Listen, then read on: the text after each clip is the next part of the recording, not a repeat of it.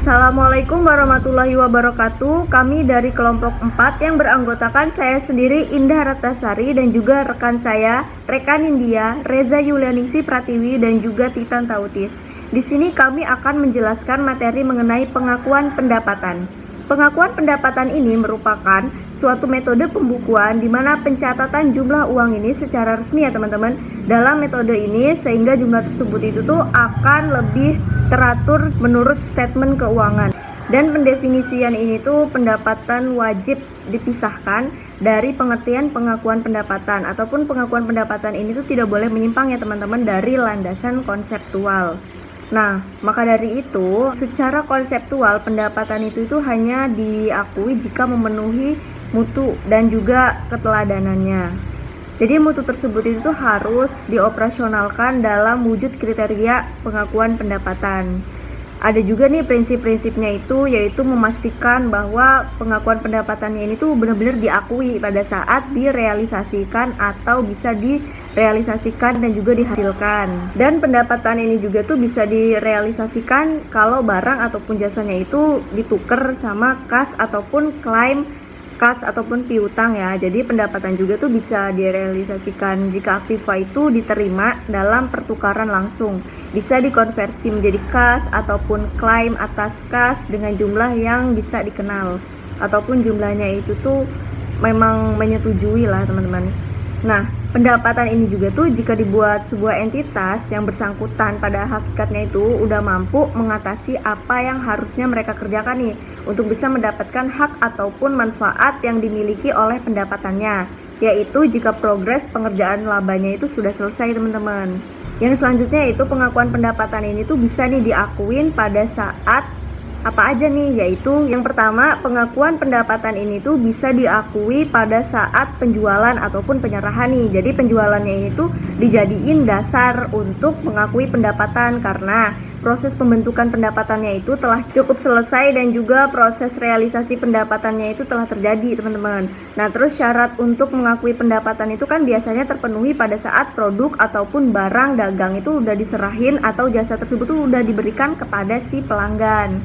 Yang kedua yaitu pengakuan pendapatan dapat diakui sebelum penyerahan teman-teman. Nah pengakuan pendapatan ini selama proses produksi, pendapatannya dapat diakui selama kegiatan produksi meskipun produksi yang dihasilin perusahaan itu masih dalam prosesnya teman-teman.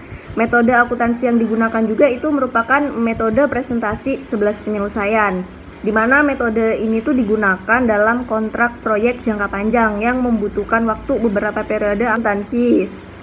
Dan syarat yang ditetapkannya itu pengakuan pendapatan dengan metode presentasi penyelesaian, yaitu jika harga kontrak sudah pasti dan juga taksiran kosnya itu untuk menyelesaikan proyek serta kemajuan dalam penyelesaian kontrak dapat dipertanggungjawabkan. Nah, yang selanjutnya pengakuan pendapatan itu setelah proses produksi itu pengakuan pendapatannya setelah proses produksi ini mengakui pendapatan pada saat produksi sudah selesai. Untuk materi mengenai pengakuan pendapatan yang dapat diakui selanjutnya akan dijelaskan oleh rekan saya Rekan India.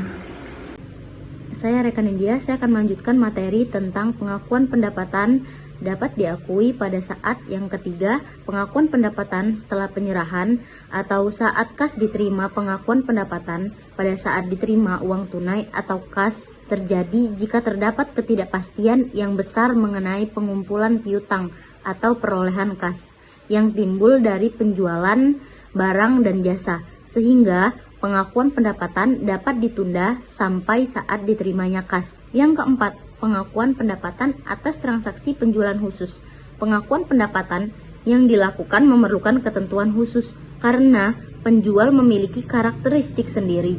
Jenis penjual yang termasuk di dalam karakteristik ini yaitu penjualan atas barang konsinuasi dan penjualan waralaba. Selanjutnya yaitu syarat pengakuan pendapatan. Pengakuan pendapatan yang benar melibatkan 3 syarat. Yang pertama yaitu pendapatan direalisasikan pada saat sebuah perusahaan melakukan pertukaran barang dan jasa untuk mendapatkan cash. Yang kedua, pendapatan dapat direalisasikan ketika aset yang diterima perusahaan dari pertukaran siap untuk ditukarkan menjadi sejumlah uang. Yang ketiga, yaitu pendapatan didapatkan ketika sebuah perusahaan telah menyelesaikan apa yang harus dia kerjakan untuk mendapatkan keuntungannya. Baik, saya akan menjelaskan dua metode pengakuan pendapatan pada kontrak konstruksi Khalifah 2013, yaitu yang pertama ada metode kontrak selesai atau completion method atau complete contract method. Pendapatan kontrak konstruksi diakui setelah pekerjaan selesai 100%. Yang kedua ada metode persentase penyelesaian atau percentage of completion method. Pendapatan kontrak konstruksi diakui pada setiap periode pelaksanaan pekerjaan berdasarkan persenan penyelesaian pekerjaan periode yang bersangkutan.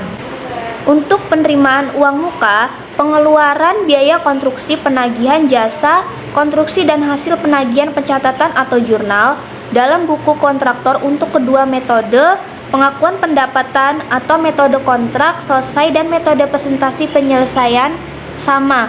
Yang berbeda adalah pengakuan pendapatan. Untuk pengakuan pendapatan dan biaya pada metode kontrak selesai, jurnal penutup pengakuan pendapatan dan biaya dilakukan pada periode kontrak selesai, sehingga pendapatan, biaya, dan laba rugi proyek terakumulasi pada periode kontrak selesai. Pada metode presentasi penyelesaian, jurnal penutup pengakuan pendapatan dan biaya dilakukan setiap periode sesuai persenan, termin, dan biaya yang dilakukan masing-masing produk, sehingga pendapatan, biaya, dan laba rugi proyek teralokasi pada tiap periode kontrak.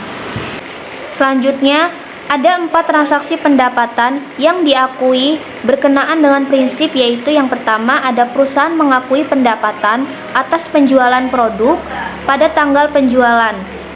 Tanggal ini biasanya diinterpretasikan sebagai tanggal pengiriman produk ke pelanggan. Yang kedua, perusahaan mengakui pendapatan atas penyelesaian jasa ketika jasa telah dilakukan dan dapat ditagih. Yang ketiga, perusahaan mengakui pendapatan atas pemberian izin kepada pihak lain untuk menggunakan aset perusahaan seperti bunga, sewa, dan royalti. Dan yang keempat, perusahaan mengakui pendapatan atas penjualan aset atau disposal selain produk pada tanggal penjualan. Baik, itu saja penjelasan dari saya. Penjelasan selanjutnya akan dijelaskan oleh teman saya, Titan Tautis. Baik, selanjutnya akan dijelaskan oleh saya, Titan Tautis. Ada 4 transaksi pengakuan pendapatan yang diakui oleh berkenaan dengan prinsip ini. Nah, pertama yaitu perusahaan mengakui pendapatan atau penjualan produk pada tanggal penjualan. Tanggal ini biasanya diinterpretasikan sebagai tanggal pengiriman produk ke pelanggan. Selanjutnya juga ada perusahaan mengakui pendapatan atas penyelesaian jasa ketika jasa telah dilakukan dan dapat ditagih. Dan yang ketiga, ada perusahaan mengakui pendapatan atas pemberian izin kepada pihak lain untuk menggunakan aset perusahaan seperti bunga, sewa, dan royalti. Dan yang terakhir ada perusahaan mengakui pendapatan penjualan aset atau disposal. Nah, selain produk pada tanggal penjualan ini. Baik, selanjutnya ada prinsip-prinsip pengakuan pendapatan. Pada prinsip pengakuan pendapatan ini, umumnya pendapatan diakui pada saat pendapatan dianggap direalisasikan apabila barang dan jasa, barang dengan atau harta lainnya ditukar dengan kas atau klaim atas kas.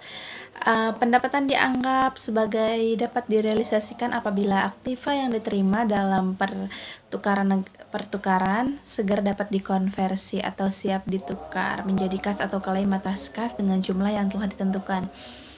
Yang kedua itu pendapatan dapat dihasilkan apabila entitas bersangkutan pada hakikatnya telah menyelesaikan apa yang seharusnya dilakukan untuk mendapat hak atas manfaat yang dimiliki oleh pendapatan itu. Nah, selanjutnya ada pendapatan dari mengizinkan pihak lain untuk menggunakan aktiva perusahaan yang seperti bunga, sewa, atau royalti. Nah, diakui sesuai dengan berlakunya waktu atau ketika aktiva itu digunakan. Dan yang terakhir adalah pendapatan dari perlepasan aktiva selain produk diakui dari tanggal penjualan. Nah, selanjutnya ada kesimpulan. Kesimpulannya ini yaitu pengakuan pendapatan adalah salah satu komponen yang paling penting dalam laporan laba rugi dan dalam akuntansi.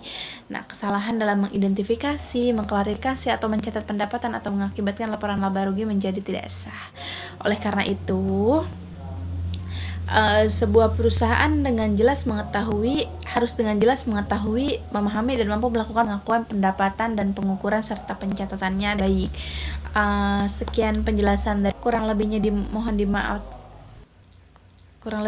dimaafkan. Assalamualaikum warahmatullahi wabarakatuh.